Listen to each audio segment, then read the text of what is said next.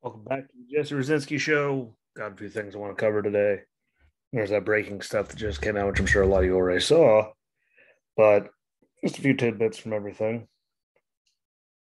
One, like if the Taliban actually did actually, without a shadow of a doubt, offer to not take Kabul to the airport or anything and to let us handle that until we were out, I'd kind of like to know who's the idiot that was in charge that decided to go along with that. Just curiosity. It doesn't make any sense to me, and it shouldn't make sense to anyone else as to why would you do that. You know, I don't know. It just doesn't make any sense, like at all. I mean, again, one of our best interview, like we had people, you can get more people, have the whole thing, guide, everything. We'd be doing our own security, we'd be doing our own everything. So why would they not? I don't know. Doesn't make sense to me. Um, a lot of this, yeah, it doesn't make a lot of sense to me. A lot of it doesn't make a lot of sense to a lot of people, but it's just I don't know. There's just something about it that I just don't like. You know, we shouldn't have that problem. Like we shouldn't have any of the problems, really. I mean, like most of the stuff that's happened here was so easily avoided. Um, so I really don't understand like the incompetence really involved with I guess everyone across the board really to have an opportunity to get it and then put all the trust in the world in the Taliban to take over the whole thing, whole city, pretty much do all security throughout the perimeter, really, the outer perimeter. Like we had the airport, but I mean they had the streets around it, and that could have been all us. And then everyone that wanted to get out could have gotten out, or at least to the airport. I don't know, I can't like actually fathom someone actually doing that. It doesn't make a lick of sense. It never is going to make a lick of sense to me. So if you don't like it, tough. But I just almost can't believe that. And you could tell that people like John Kirby and Major General Taylor really seem to be over all of it because they just kept getting moodier and moodier throughout all of these things. I mean, maybe earlier today, I mean, they were at their highest moodiness and bitchiness, maybe because they knew it was going to happen. Yeah, but I was finally leaving. But I mean, like throughout all of this, moodiness and their answers have just been snippier at times with people. Like that's the job you're in, like spokesperson. So I mean, the hell do you expect? Like you were there to talk and to answer questions of reporters about everything going on, like for the Pentagon. Like that's your role.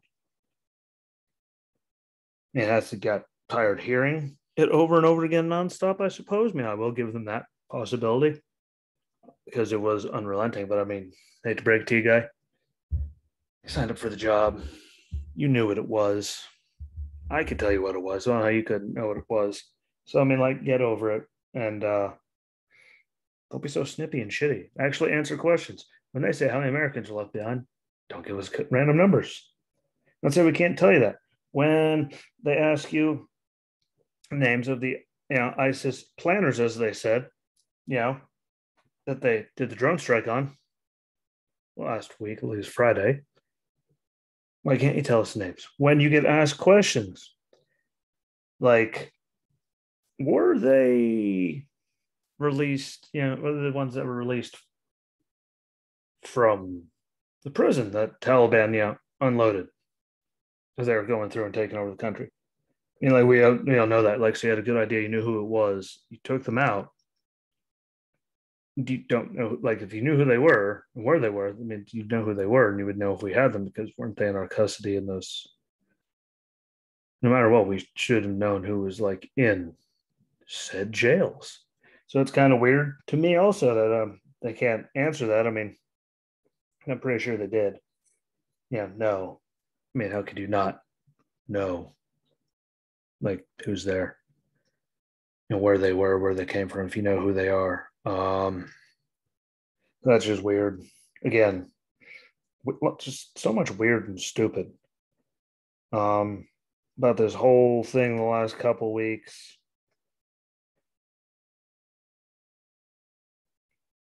Now, like, there's been so many reports. So I'm sure a lot of us saw the video of them flying that, someone, Taliban or someone flying one of our helicopters over the city, someone hanging from it. I don't know whether for anything, dead body, who knows, but they were doing that. Um, can't answer reports because allegedly there's reports coming out that we knew about the attack and went aware what happened on Thursday. They killed all those service members. And instead of actually answering the question, he pretty much said that he can't go into something that was illegally leaked to the press. Well, guess what? That like happens all the time there, and you guys had a great time when it's happening to Trump every 15 seconds. So, well, I almost feel bad for you. No, I don't, but tough, too bad. That just doesn't make any lick of sense. Another thing that didn't make sense. Why the hell does Joe keep walking away and every like, not supposed to want to take some questions. They ask me something about questions. I can't say anything about Afghanistan. Turns around and walks away. Like you could have at least answered the question. You might have known what was going on. You might not know they're leaving. Who knows? But you could have answered the question. I mean, like not just turn around and leave. I think we're up to at least 5 times now. And then today, like 5, 6 times, six. Sometimes we just turn around, and see you later, bye, and didn't answer anything. That's just, I don't know, embarrassing in and of itself. Just answer the question. Like you might not have liked like the last guy. A lot of people couldn't stand him. Don't know. I mean, like Shashari was straight to the point. He's kind of a dick. Most of us really are in our like actual lives towards people, certain situations. So I mean, like I don't know, grow up or something. But like, at least he was there and he answered questions the best of his ability, and just turn around and get told, you're not allowed to answer questions, or I'm instructed to talk to these people. Like at least you knew the guy was in charge. That's always irked me. Another big one because we've all heard different numbers, 250 thousands. I mean, like the numbers fluctuate, amount of people left behind, but how in the hell can they not actually know? Like that's like a legitimate quote. Like how in the hell do you not like know if like an exact number of like people there? Like remember what they flew there? Yeah, why are they there? They went anyway. Like they still have passports. Like they get in the computer, they get their stamp. They go here. I mean, like you pay attention to all these things. It's not that hard. How have we been this long? This far along. Like this many. What I think it's the 14th or so. When all like when they went started freight training everything, and they don't know like how and how when they announced CENTCOM commander came out said that it was over. The last flight, air power, last plane is gone from Afghanistan after all 20 years. Like, how do you use the phrase? You know, they believe they got the vast majority of Americans out that wanted out. Like, you believe? Like, I'm sorry, guy. Like, that's not the role. That's not the role at all. That's not that you guys know these things. You guys really know these things. Like your role, like in all of this, the whole thing between State Department, DOD, Central Command, like all of them, like is to know how many people are there, how many people you got left. Now, how many Afghanis we didn't get out? Like you people should know all of these numbers. Like, so I just don't. I don't get it. But I mean, at least all the military airplanes left. At least he told us that much. So I guess there's that something cool. And I did find out that no U.S. citizens were on the last 5 flights out, which again, that's another awesome thing. And they couldn't answer the question. It was, I believe it was Kirby when he couldn't answer the question as to if they were going to get the hostage or whatever you'd like to call him, prisoner of war, whatever you call him, that the Taliban has been holding since January of 2020, which, yes, guess what? It was under Trump. Can't deny it. I'm not going to try to deny it. But how can you not say anything? You just, again, get shitty with the person. Say, I said it was under Trump. It happened. How can you not give us an answer? Or if this is your big thing, how can you not get them out? Obviously, in all these negotiations and all, if you're working with the Taliban, how can you not get them out? That's just stupid. It doesn't make any sense. It shouldn't make any sense to any of you. I just don't get it. Hopefully we get a good answer to it. So, I mean, I don't think we should have left until everyone was gone. There should be ever going to work with the Taliban and trust them. We've already seen ISIS-K in the area. We know Al-Qaeda prisoners got released from that prison. I'm sorry, I don't believe we should have left any human being behind in any of this. And especially someone that's already in the hostage or prisoner of war, whatever technical term you'd like to give it, because everyone's calling it something different. Especially them, you should not be leaving them behind at all. Technically, how can you say the mission's accomplished and the war's over if they're still there? They're going to be there for a while. So I hate all that, and I hate, Jen Psaki in the White House always, bragging about getting 123 plus thousand people out of there. The greatest airlift ever was a success. No, people died. It was done by just ass backwards and stupid. All the equipment, all the everything. Marine sailors, civilians, even Taliban members, all of them got blown to hell. All kinds of bad things happened. God knows what's happened to people trying to get to the airport through all those checkpoints. They keep calling it a success. I'm sorry. If you're one of the people that they got all those people out, congratulations. That was not a success. That was a cluster. That was really, really, really, really, really, really bad. It's just bad. There's no other way around it. No other word. No matter how you try to spin it, what happened there with them getting all that equipment, the death, them controlling the streets, and God knowing if they actually let people out here and there, going door to door, looking at people, and we gave them a list, which apparently they confirmed and then they deconfirmed. So I don't know how you can confirm it one day and then say it never happened the next day. But a lot of that shit happened in politics, especially in this White House. Sure, we got a lot of people out, but it wasn't a success. Not by a long shot. And I have to give Republicans credit for introducing articles of impeachment for Secretary of State Blinken over this thing, because it was a cluster, and the State Department plays a gigantic role in all of this. So hate to break it to him, kind of is. It falls on him. It really does. He's just one of the big pieces, but how the hell did everyone miss all of this? I'm sorry, there should be people being impeached. There should be lots of investigations going on, what they got everyone out. Now the people on Capitol Hill can start doing time for them to start actually doing something. I'm sorry, a lot of people did a lot of dumbass things here, and people are literally dead from it. So I really don't care how you feel personally.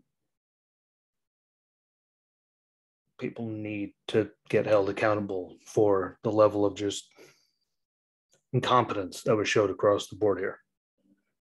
I'm sorry, did you see all the numbers coming out in all the polls, even on the liberal mainstream media news stations? Everyone is dumping all over it. I think they're in the 80-some% that this is done ass backwards and wrong, and that we shouldn't leave until we guarantee everyone's out. These are people we can't. When was the last time any of us agreed on both sides of the aisle on almost anything? And we're doing it over this and them leaving. So I just don't find it. I'm sorry. We got all those people out. That's great and all, but this is not a success. This is an embarrassing cluster of incompetence and just straight stupid, clear across the board. But again, hell, I mean, look at my people to include John McCain said that Blinken was a bad guy. He's a violent threat to national security. And then all this stuff just keeps going. Well, I just don't understand. Like getting people out is good. Doing all that, the biggest airlift, sure, good. But that's not a success. Just because you got that many people out, look how stupid it was done. Look how many weapons are in the enemy's hand. Look how many people we had in prisons for doing bad things are now free and doing bad things again. People died. People got left behind. Confirmed people got left behind. I mean, we believe we got the vast majority of everyone out that wanted out. Yeah, which means they left people behind. I don't think we're ever going to get an actual number on that. We're going to, they're going to trust in the Taliban to help us get them out. Like we're out now. What the hell do they care? Cameras are going to be gone. Reporters are going to be gone. We're not going to be able to see anything going on there. So I think it's actually going to get quite biblical. It's going to be really bad, just like it was before.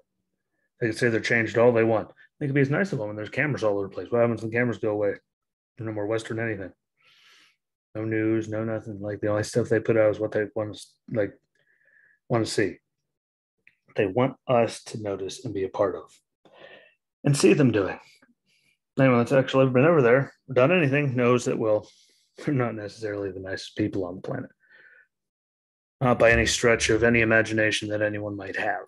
So that brings me up to the really big point of this all. This isn't over. But, I think he actually just did everyone a giant disservice. It's the way it went down. He doesn't want to put this on a fifth president. You're going to put it on a fifth president. Now they're armed way better than they ever were because of you. Again, ISIS committing attacks there. Taliban, they're obviously running the country, allegedly.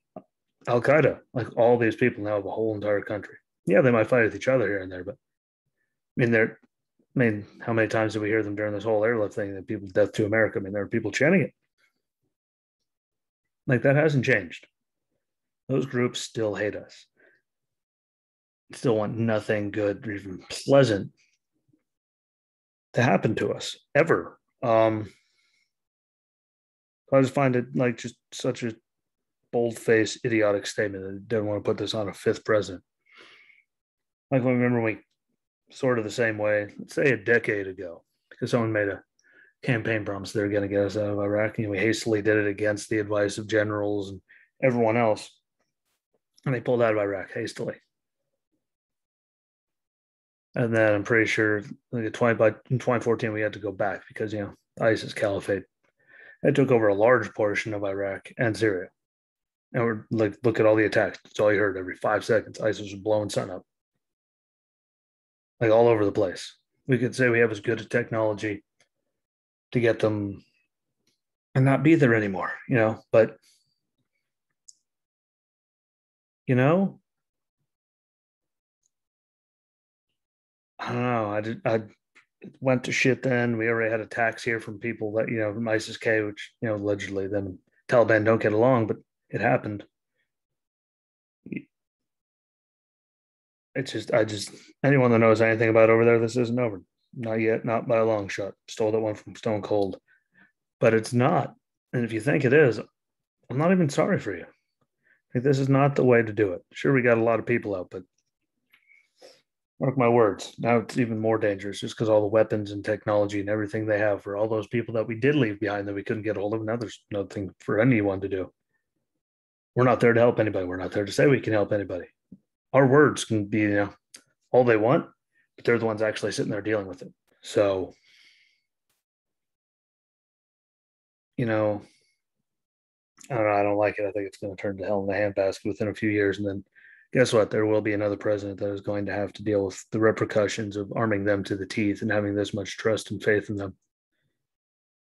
And do I think we should have stayed there forever? No, but leaving with our tail between our legs, giving them all that equipment, having them be our security, and here you go, do whatever. Leaving people behind, like that's not how you get out of anything. So not a success, not by any stretch of the imagination. And like, bad thing is Swear forever, at least the ones I talked to, I told you all was going to happen. I told you exactly this was going to happen. Everyone told me I was crazy. It's conspiracy theories. It'll never happen. Then it did right here. No one has like, we all saw it went to hell. Everyone saw it went to hell. Even the mainstream media said it went to hell. People are tanking in the polls, and they're all still, what? I still support him. What? It couldn't have gone any other way. Yes, if you actually had any competence in leadership, it could have went another way. Didn't have to be this way. But we'll be back. Another generation will have to deal with the level of stupid here. I don't like it, but it's the way it's going to be. Sadly, at least in my opinion. Correct me if you think I'm wrong, but I mean, so far we've all been pretty right. What we said was going to happen, and it's happening. Oh, and by the way, shout out to Joe for looking at his watch yesterday like a useless piece of shit that he is, because he doesn't actually care about the troops or anyone. Never has, never will. He sent us there. He voted against killing bin Laden, caused this chaos, and then well, they're sitting there, yeah, right in front of the family. It's like, they're killing all this time and taking up all this stuff. So shout out to anyone that thought that he was a decent human being, because he just keeps proving me right every chance he gets. So yeah, make sure you like, comment, share away, tell me what you think, follow along. I've added the Getter page under Jez Rucinski Show, so you can follow it there. I share the videos from Rumble there. Otherwise, I'm across all the same other platforms: Apple, Google, Spotify, Anchor, Breaker, Radio Public, Pocket Casts, Overcast, and then the videos again: Facebook, YouTube, Rumble, now Getter. And we'll get back to this tomorrow. And I appreciate the time. I'm gonna go decompress from this officially being over, even though we still have people there, but we'll figure that one out later. Enjoy the rest of your day. Thanks for the watch and listen. Remember to share it out, tell people, tell me what you think. And until next time, my friends, peace.